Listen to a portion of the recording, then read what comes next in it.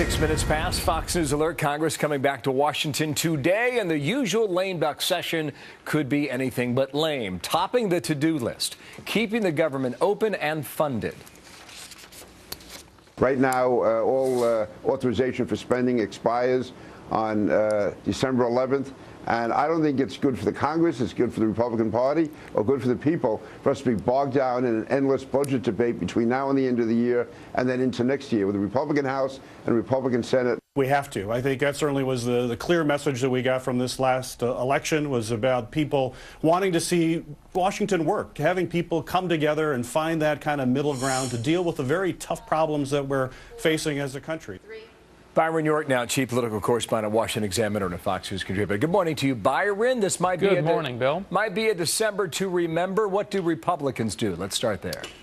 Well, I mean, there are a few things to remember about this. One, remember in the last budget fight, they only extended government spending until December 11th. That is 10 days from now. The government runs out of money and shuts down unless they come up with a new agreement for spending. The second thing is Republicans now believe that the power of the purse is the strongest weapon they have against President Obama's immigration order. And the third thing to remember is Democrats still control the Senate.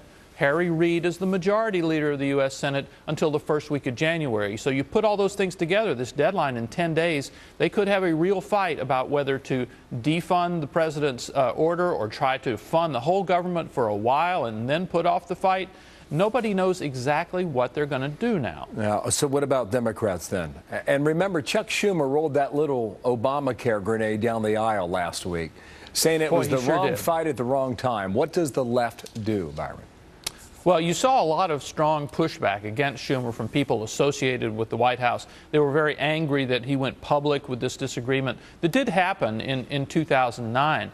As far as Obamacare is concerned, what Schumer said is really pretty fascinating, because remember this new class of Republican senators who are coming to Washington, to the U.S. Senate: Tom Cotton, Joni Ernst, Cory Gardner, and others. They were all elected on a promise to repeal Obamacare or cut it back significantly. You are going to see the Republican majority, maybe 54 votes, looking for a few Democrats, maybe Joe Manchin, Joe Donnelly, Heidi Heitkamp, to work with them on trying to cut back some parts of Obamacare. That's going to be a real fight. Schumer's words did not help Democrats on that. Quickly come back to the funding fight, because Mitch McConnell and John Boehner say we're not going to shut this thing down again. What's critical to watch on that front, Byron? Well, what they would like to do is fund the whole government except for the Department of Homeland Security, which will enforce the president's immigration edict. Fund the whole government maybe through fall of 2015, but then pass a shorter-term bill for the Department of Homeland Security, and then they could revisit it in February, March, when Republicans have a solid majority. The question is, Democrats still control the Senate. Will they go along with that, or is there going to be some big fight? I think there's probably going to be a big fight. Byron, thank you. We'll watch it from there. Birmingham, Alabama. Byron York today, so we'll see.